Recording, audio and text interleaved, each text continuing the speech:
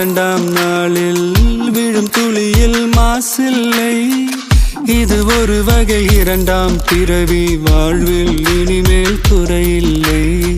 யுத்தம் புரிகிற மண்ணில் இரத்த பந்தம் போல் பலமில்லை. வா எழுந்திடு, வாழ் சுழற்றிடு, வான் கிழித்திடு, பயமில்லை.